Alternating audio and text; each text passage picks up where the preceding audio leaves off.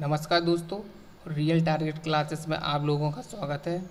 दोस्तों, आज हम पॉलिटी के एक महत्वपूर्ण टॉपिक अनुसूचियों के बारे में पढ़ेंगे।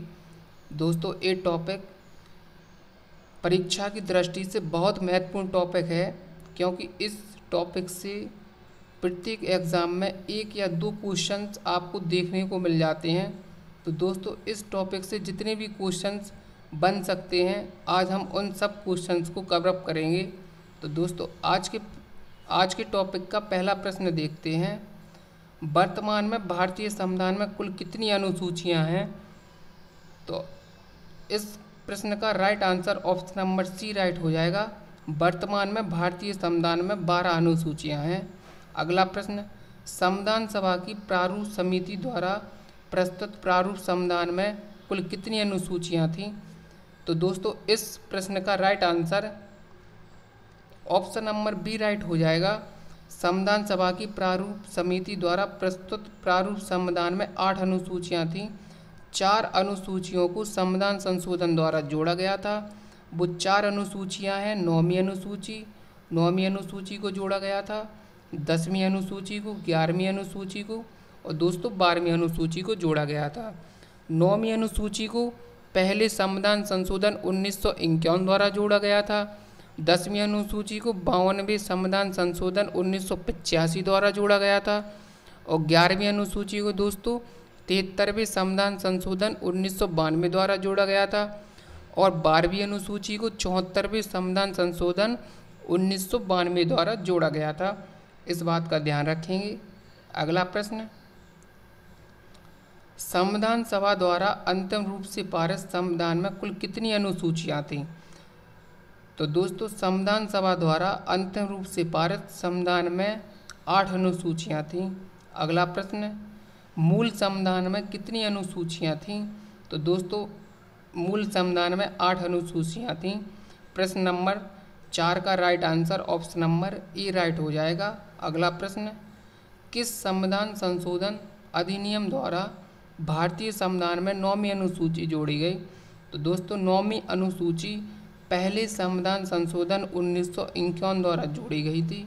अगला प्रश्न, 52वें संविधान संशोधन अधिनियम द्वारा 1985 ईस्वी में कौन सी अनुसूची को भारतीय संविधान में शामिल किया गया? तो दोस्तों, 52वें संविधान संशोधन अधिनियम 1985 द्वारा 10वीं अनुसूची को जोड़ा गया था। 9वीं अनुसूची को पहले संविधान संशोधन द्वारा जोड़ा गया था और 11वीं अनुसूची को 73वें संविधान संशोधन द्वारा जोड़ा गया था और 12वीं अनुसूची को 74वें संविधान संशोधन द्वारा जोड़ा गया था। इस बात का ध्यान रखेंगे। अगला प्रश्न, 73वें संविधान संशोधन अधिनियम द्वारा भारतीय संविधान में कौन सी अनुसूची जोड़ी गई? तो दोस्तों, 73वें संविधान संशोधन अधिनियम द्वारा भारतीय संविधान में 11वीं अनुसूची को जोड़ा गया था और 12वीं अनुसूची को दोस्तों 74वें संविधान संशोधन द्वारा जोड़ा गया था। 10वीं अनुसूची को 52वें संविधान संशोधन द्वारा जोड़ा गया था और 9वीं अनुसूची को पहले संविधान संशोधन द्वारा जोड़ा गया था। अगला प्रश्न, 74वें संविधान संशोधन अधिनियम द्वारा भारतीय संविधान में कौन सी अनुसूची जोड़ी गई? तो दोस्तों, 74वें संविधान संशोधन अधिनियम द्वारा भारतीय संविधान में 12वीं अनुसूची को जोड़ा गया था। प्रश्न नंबर 8 का right answer option number D right हो जाएगा। 12वीं अनुसूची को जोड़ा गया था 74वें संविधान संशोधन द्वारा। अगला प्रश्न, संविधान की द्वितीय अनुसूची का संबंध किससे है? तो दोस्तों, संविधान की द्वितीय अनुसूची का संबंध महत्वपूर्ण पदाधिकारियों की वेतन भत्ते से है। दोस्तों, संविधान की दूसरी अनुसूची में वेतन भत्ते की बात कही गई है और शपथ ग्रहण संबंधी प्रावधान संविधान की तीसरी अनुसूची में दिया गया है और दोस्तों, मान्यता प्राप्त 22 भाषाओं का उल्लेख संविधान की 8वीं अनुसूची में है दोस्तों, और राज्यसभा में प्रतिनिधित्व यह अपने संविधान की 4थी अनुसूची में है। अगला प्रश्न, भारत संघ में शामिल राज्यों और संघ शासित क्षेत्रों का उल्लेख भारतीय संविधान की किस अनुसूची में है? तो दोस्तों, इसका right answer option number A right हो जाएगा, प्रथम अनुसूची में। दोस्तों प्रथम अनुसूची में भारत संघ में शामिल राज्यों और संघ शासित क्षेत्रों का उल्लेख है। दोस्तों द्वितीय अनुसूची में दोस्तों वेतन संबंधी प्रावधान है और तृतीय अनुसूची में शपथ संबंधी प्रावधान है और दोस्तों चौथी अनुसूची में राज्यसभा में सीटों का आवंटन है। अगला प्रश्न, राष्ट्रपति राज्यों के राज्यपालों, सर्वोच्च न्यायालय तथा उच्च न्यायालयों के न्यायाधीशों, संसद तथा राज्य विधानमंडलों के अधिकारियों, भारत के नियंत्रणक एवं महालेखा परीक्षक आदि के वेतन के संबंध में प्रावधान किस अनुसूची में किया गया है? तो दोस्तों जैसा कि अभी हमने पिछले प्रश्न में देखा है, द्वितीय अनुसूची में वेतन भत्ते संबंधी प्रावधान है। अगला प्रश्न, इस प्रश्न का right answer option number B right हो जाएगा। अगला प्रश्न, भारतीय संविधान की तीसरी अनुसूची का संबंध है। तो दोस्तों जैसा कि अभी हमने देखा था, भारतीय संविधान की तीसरी अनुसूची का संबंध शपथ तथा प्रतिज्ञान से है। क्वेश्चन नंबर 12 का right answer option number B right हो जाएगा। दोस्तों तीसरी अनुसूची को हम इस तरीक़ा से भी याद कर सकते हैं। शपथ में आप देखिए 3 शब्द आ रहे हैं, सा, पा, था। तो दोस्तों 3 शब्द आ रहे हैं इसमें, और तीसरी अनुसूची वो पूछ रहा है, तो हम कह सकते हैं तीसरी अनुसूची का संबंध शपथ तथा प्रतिज्ञान से है। इसका ध्यान रखना आप। अगला प्रश्न, संविधान की किस अनुसूची में प्रत्येक राज्यों तथा संघ राज्य क्षेत्रों के लिए राज्यसभा में स्थानों के आवंटन की सूची है? तो दोस्तों इस प्रश्न का जल्दी से बताइए राइट आंसर क्या हो जाएगा। दोस्तों इस प्रश्न का right answer option number D right हो जाएगा, चतुर्थ अनुसूची। अगला प्रश्न, निम्न में से भारत के संविधान के किस एक अनुच्छेद या अनुसूची का संबंध स्वशासी जिला परिषदों से है? तो दोस्तों इस क्वेश्चन का right answer option number C right हो जाएगा, छठी अनुसूची।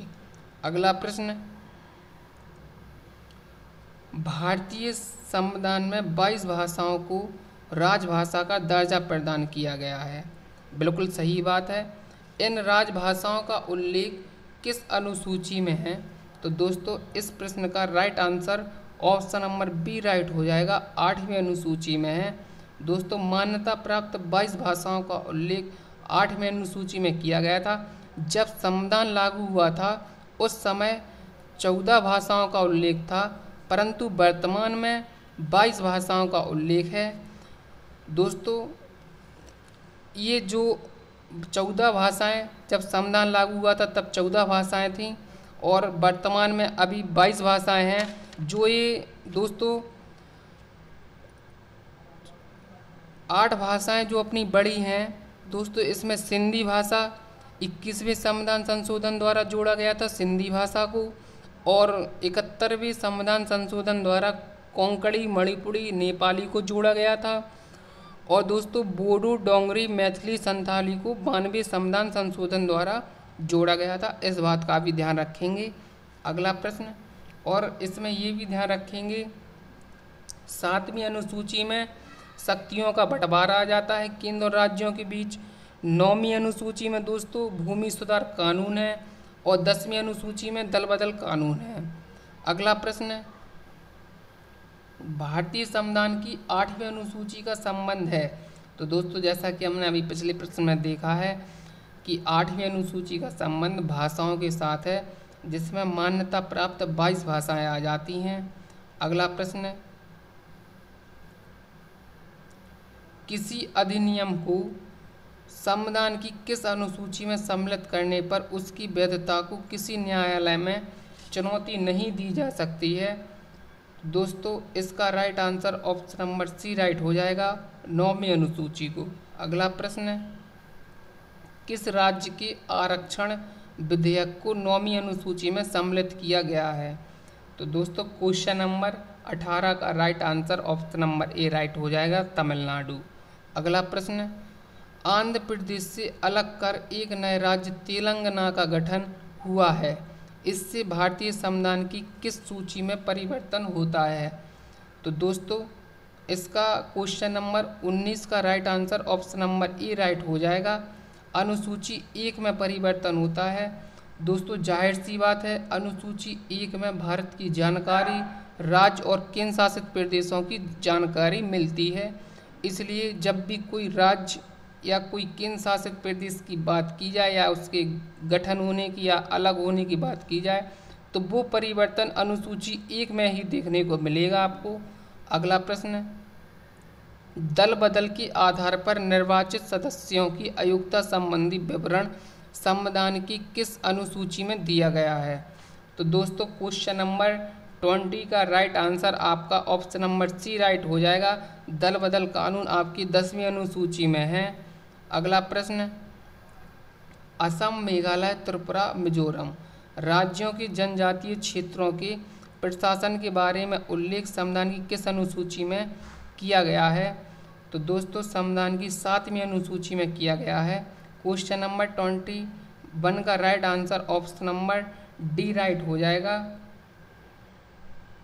सॉरी दोस्तों, इसका डी राइट नहीं, सॉरी दोस्तों, इसका ऑप्शन नंबर सी राइट हो जाएगा। 6ठी अनुसूची में, 7वीं अनुसूची में तो शक्तियों का बंटवारा की बात की गई है। और दोस्तों 5वीं अनुसूची में एससी और एसटी की रिजर्वेशन की बात करी गई है। और 4थी अनुसूची में राज्यसभा और राज्य और केंद्र शासित प्रदेशों के लिए राज्यसभा में सीटों की आवंटन की बात कही गई है। तो दोस्तों क्वेश्चन नंबर 21 का right answer option number C right हो जाएगा। 6ठी अनुसूची में असम, मेघालय, त्रिपुरा और मिजोरम राज्यों की एसटी, ओनली एसटी, यहाँ एससी नहीं है, ओनली एसटी की बात की गई है इसमें। इन 4 राज्यों में जनजातीय क्षेत्रों के प्रशासन के बारे में उल्लेख है। तो दोस्तों क्वेश्चन नंबर 21 का right answer option number C right हो जाएगा, 6ठी अनुसूची। अगला प्रश्न, किस अनुसूची के अंतर्गत केंद्र और राज्यों के बीच शक्तियों का बंटवारा का उल्लेख किया गया है? दोस्तों इसका right answer option number C right हो जाएगा। 7वीं अनुसूची में इसमें 3 सूची मिलती हैं। एक आती है आपकी संघ सूची, एक आती है आपकी राज्य सूची और तीसरे नंबर पर आती है आपकी समवर्ती सूची। तो दोस्तों अगला प्रश्न देखते हैं। दोस्तों अब प्रश्न नहीं है। आपको वीडियो अच्छी लगी हो तो वीडियो को लाइक कीजिए। साथ ही अभी तक आपने हमारा चैनल सब्सक्राइब नहीं किया है तो चैनल को सब्सक्राइब कीजिए और साथ ही दोस्तों के साथ शेयर भी कीजिए।